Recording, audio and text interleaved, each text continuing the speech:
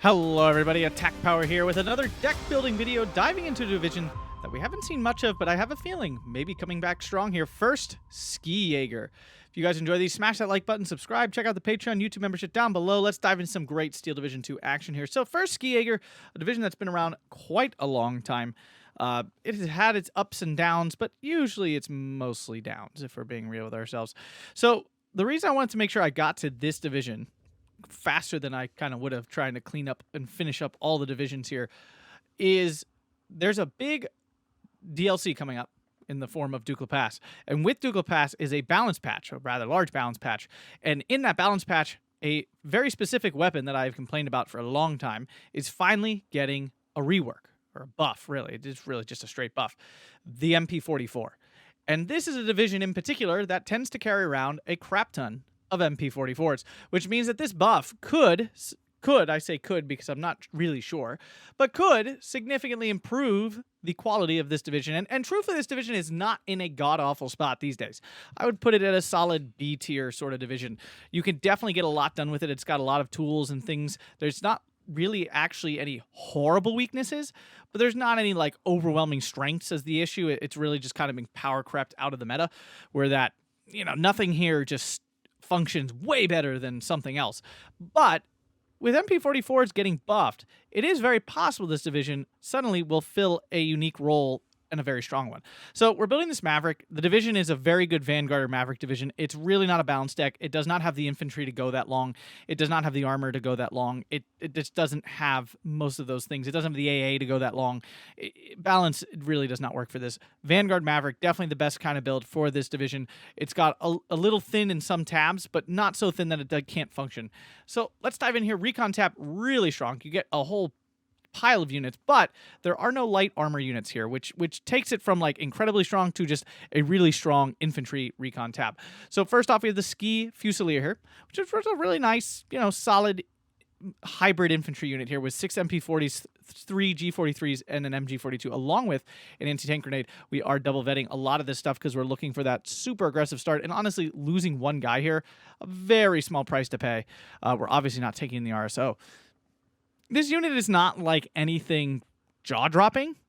You know, like it's one of those units I have the same complaint with Jaegers and Gebirgsjägers and all these sort of, you know, because this is technically a Skijager. All these Jaeger units, they're hybrid units where like they are okay at both things and not good enough at either, right? So if you are in the woods and this runs into something, 6 MP40s puts down some half-decent damage, right? 3 G43s help, it doesn't do much, right?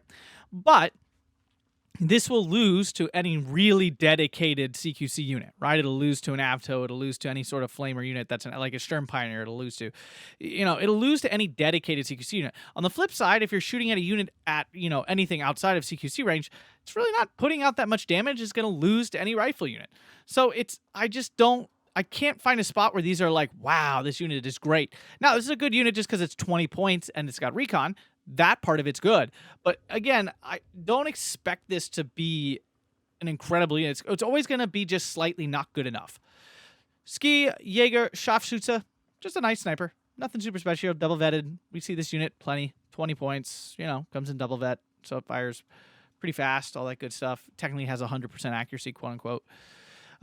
B-phase, more Skijagers, more Ski Scharfschütze, but then, more importantly, we have the Skijager Sturm Fusilier. So here's the first of our MP44, and actually, technically, I think the strongest of the MP44 units. Yeah, with the upcoming buff to these units, this unit's going to hit really hard. Like, it is going to... Actually, I think what the change is increased suppression and decreased damage, I think is actually what it is. If I remember what the update on the Steam page said. So yeah, it's going to actually win combats more often. Okay, it's not gonna melt units necessarily as much as it used to, but it will actually pin things down, leading you to win the combat, right? So I am double vetting it. Single vetting is tempting as heck. But the fact of the matter is you really probably should be double vetting. We're in Maverick here. We're trying to win the game fast. So we can't be under vetting our units here. Not taking the motorcycle. not taking the Skijager Spähtroop because they're still terrible. Even here, they are awful. So yeah, I mean, some nice units here that really buff up your not overwhelmingly powerful infantry tab. So diving into the infantry tab, which is technically one of the focuses of the division, it ends again. This division has just been power crept really bad is the issue. So Skijager Pioneer, it's a good Pioneer unit. I'll be honest. It's only 20 points. It's all MP40s. The MG42 is actually really out of place and kind of annoying. I prefer it not be there. I would much prefer 8 MP40s over this MG42. Because, of course, then, you start shooting at things this unit has no business fighting, and it loses, obviously. And then you have the grenade. So at 20 points, this is great. It's got shock. It's a solid unit. Now, is it like the best CQC unit ever? No. But for the price and all that good stuff, it is really solid. Then we have the Skijager Pioneer Führer here, which is a nice 9-man squad with a sniper. Comes 3 availability, radio. So a really good leader. The other option is the Skijager Führer here, which is, not like a bad leader, technically speaking. It is really chunky. It's got MG42 and 8 rifles, which is nice. But the fact is, I don't think that's anywhere near equivalent to having a sniper here on this. And more MP40s, actually, if it ends up in CQC. So a nice leader unit here. Then the Skijager itself, which is technically just a grenadier with... Nope, that's what it is. It's a grenadier Panzerfaust with a Panzerfaust. It's a grenadier MG42 with a Panzerfaust. So yes, it technically has way more stuff than the regular grenadier has. Now, you do see me bringing this in the half track here, trying to get just more units out on the map to support this unit. The half track does help it actually win infantry combat a little more often. It in of itself is really not a strong unit. Like I said, again, it is technically good for its price. The problem is the game has developed in such a way that these single MG units just aren't very good. Like they just don't do a lot, right? Really, anytime you're building an infantry tab, you want double MG units. That's just how the meta is. That's just how the game is. It's just much more cost efficient to spend 25 points for a unit that has 2 MGs, or even 30 points for a unit that has 2 MGs, because it's going to win combat consistently. This unit really just won't. So again, not a horrible unit, technically fine, but again, not strong at all. Then we have the Sturm Skijager, which is very similar to the Recon version, but 1 less man. That's the difference. Okay, I do want to have at least a couple of these. That's why I have it single vetted and not double vetted in this case, because again, these units aren't expensive, so we are going to be eating through infantry pretty quickly. So we have to make sure that we do have enough to be able to actually make pushes and stuff. So yeah, keeping that single vet. Bives, another Skijager card. This one coming in with the Opal Blitzes, because you don't actually get that many half tracks. That's why I have it in here an A phase. And then another Skijager Pioneer. So nice to have him there. I could see me going to 10 on this, but since it's always tough, because again, the argument, and I've had people mention in the comments, the argument is that like a Pioneer unit's only job is really to throw this grenade and then it kind of dies. I get that argument, I do. But the veterancy does help it aim faster, a little more survivability, etc., etc. It does put out more damage faster, so I have a hard time taking this at no vetch.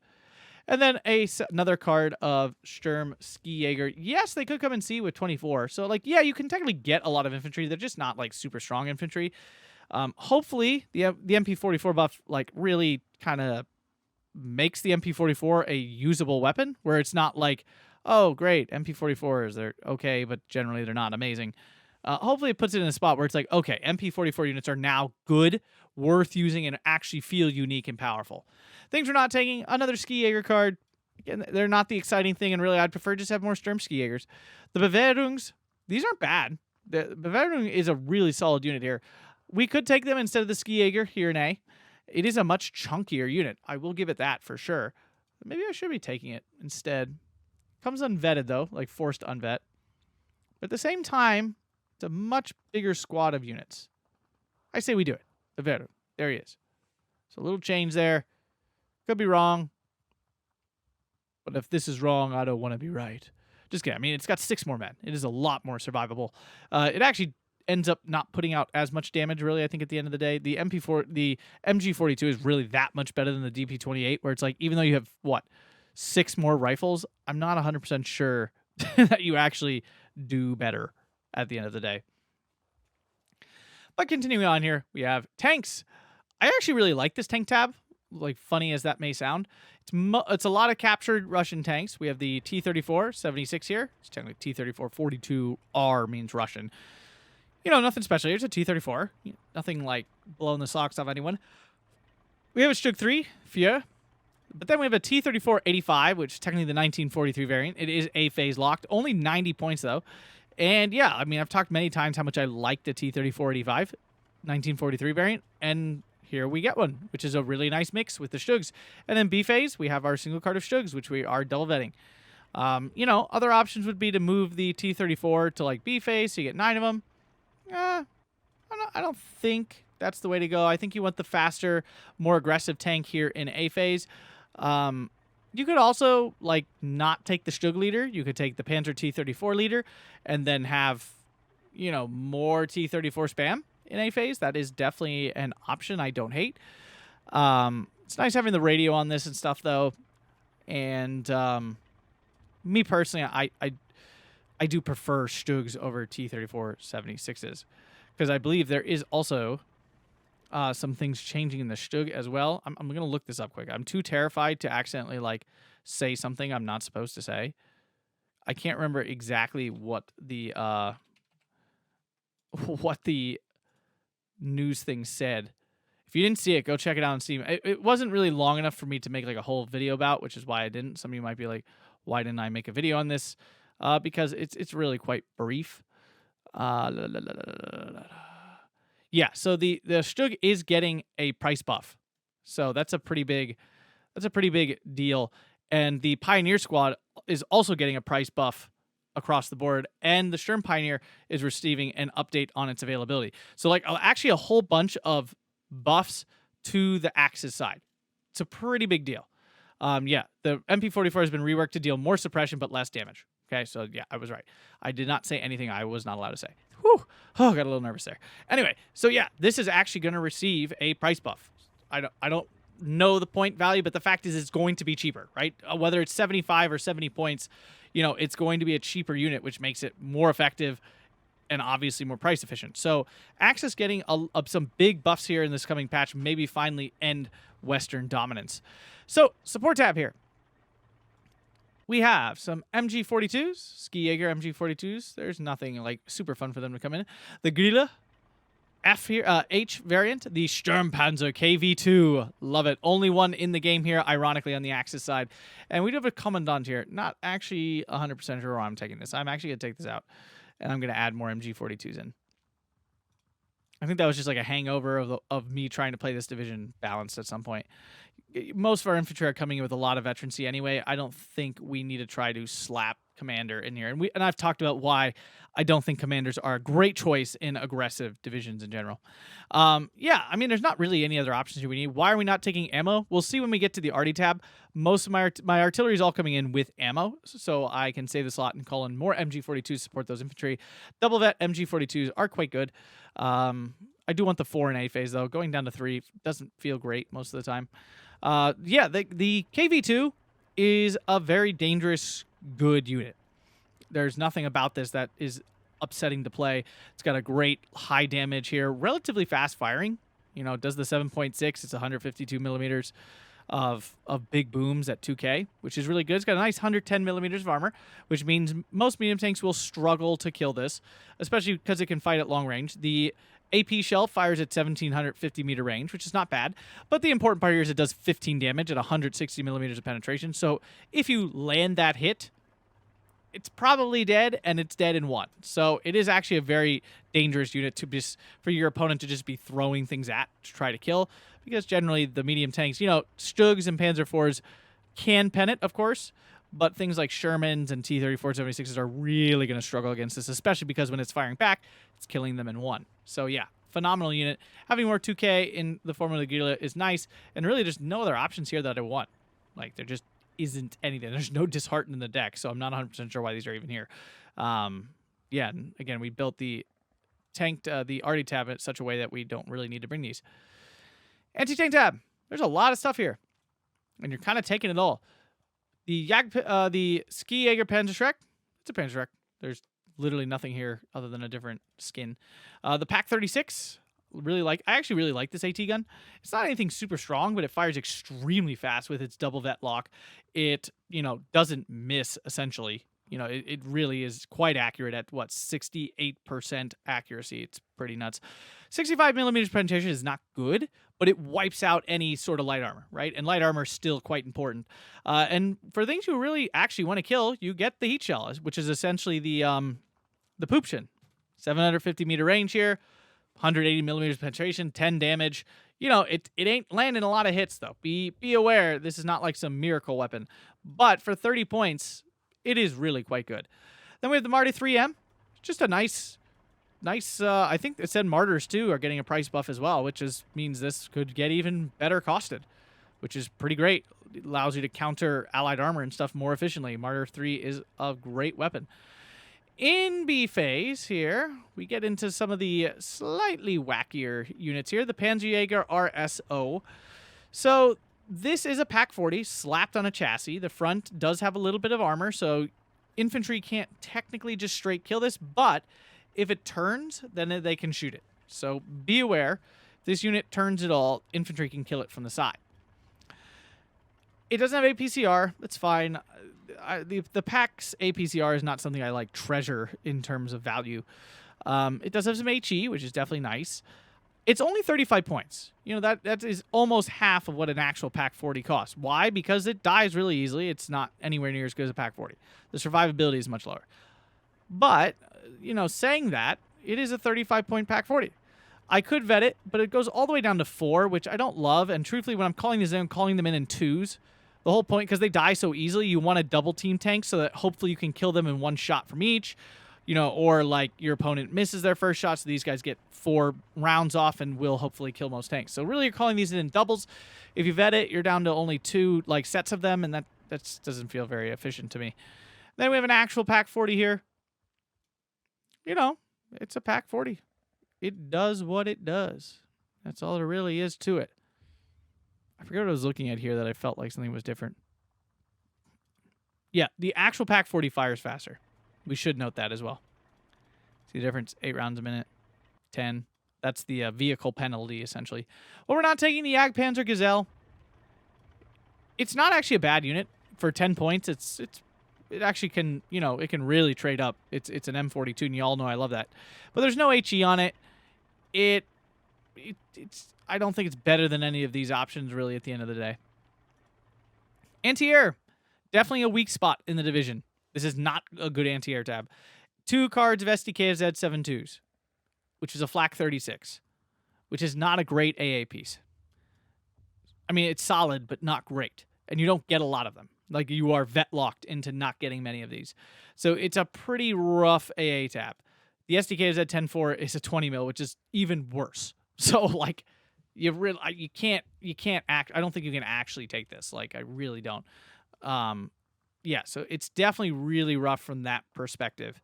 AA is not a strength at all.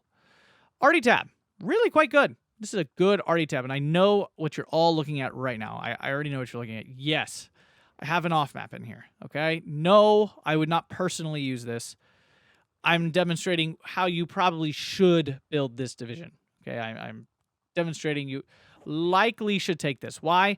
Because it actually is a really cost-efficient off-map. It's only 100 points. You get 2 of them for the card.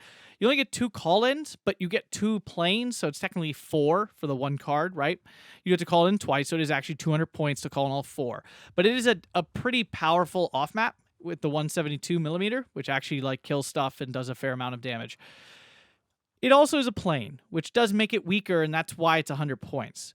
I'm okay with playing off map personally. Why? Because I can see it coming, and it's actually preventable, right? If I don't want to get off mapped on a plane, I put down AA, and the AA hopefully stops the plane from dropping the off map. Especially this one, it's very bad resilience, right there, very bad resilience.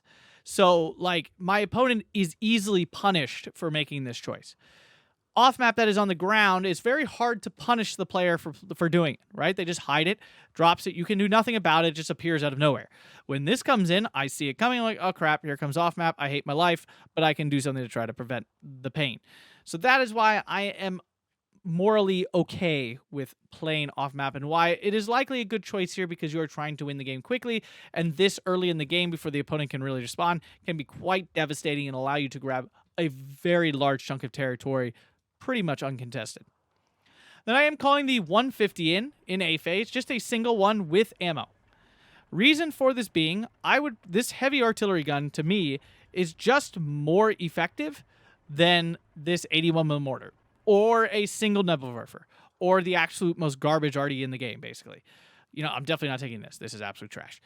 One Nebelwerfer, I've talked about it a million times. I just don't think it's good. I don't think it does anything at the end of the day. I really do not. Mortars, I'm not in love with mortars right now. I just don't think they're super effective. Yes, they work. Yes, they're a fine unit. I just personally don't like using them. I don't know. I would just prefer to have a 150mm shell dropping on the opponent with radio, because I have radio. I have radio on the leaders. There's lots of leaders here. There's lots of radio to get radio from. So I don't see a reason to take an unradioed mortar or an absolute garbage trash gun over just getting a big one and investing the points and having it early. B phase, Batterifia, just taking more leaders. I have the points. I'm taking it. I want to make sure everything's got lots of veterancy. And then finally, the Nebelwerfer, 41. This is wonderful. You bring it with the ammo. It's great. Life is good. Use them in pairs. Yes, there's one extra randomly. Fine. Then you have a third one that you have to use by itself. I'm not having... I mean, again, the other option is you bring Nebelwerfer in A, and then you bring the second one in B, and now you have 2 sets of 4. Fine. For argument's sake, you could do that. I just think the big gun just will do more. I've already talked about all the things I'm not taking and the reasons I'm not taking them. Air tab, really quite good. This is a great air tab. You have a lot of options. You basically have a little bit of absolutely every type of plane you could want. I'm actually taking 2 cards of Ju-87 D3s. It's a little aggressive, I agree. You could probably cut the B phase Ju-87 for another bomber or a Ju-87 with bombs.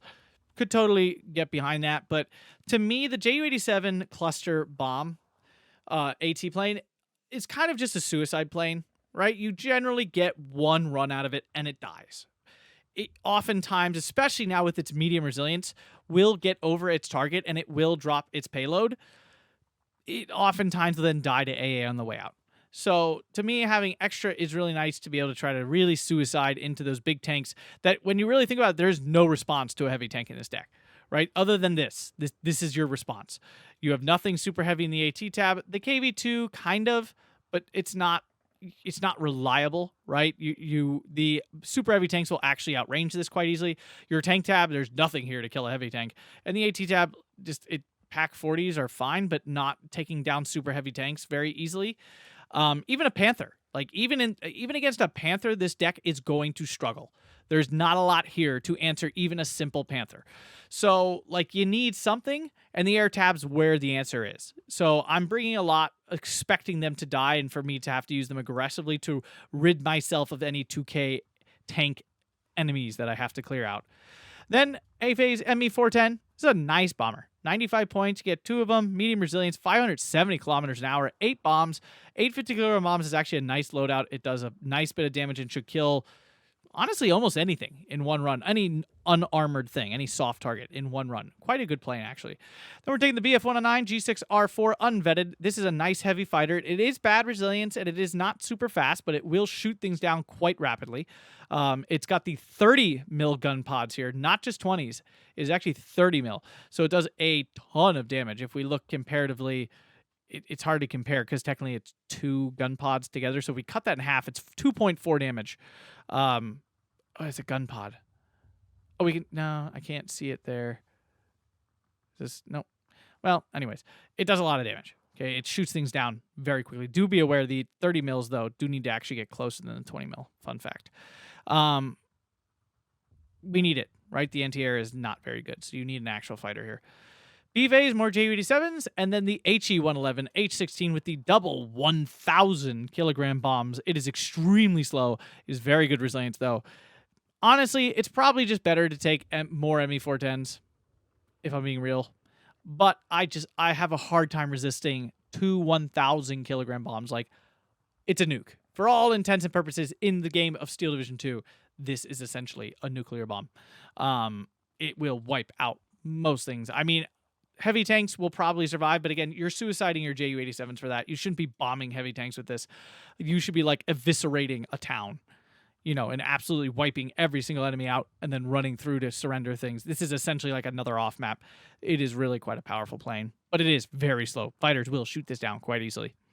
So, first Skijager. Will it finally have its time in the sun with this new buff to the MP44s, the buffs to Axis armor in general, to the Martyrs and the Axis armor? Will this finally be the time that first Skijager reigns? Probably not. But it might actually finally be a division that maybe cracks into low A tier where it consistently performs and is quite a fun division to play. If you enjoyed this, smash that like button, subscribe, check out the Patreon link down below. And thanks a bunch, everybody. Have a fantastic day.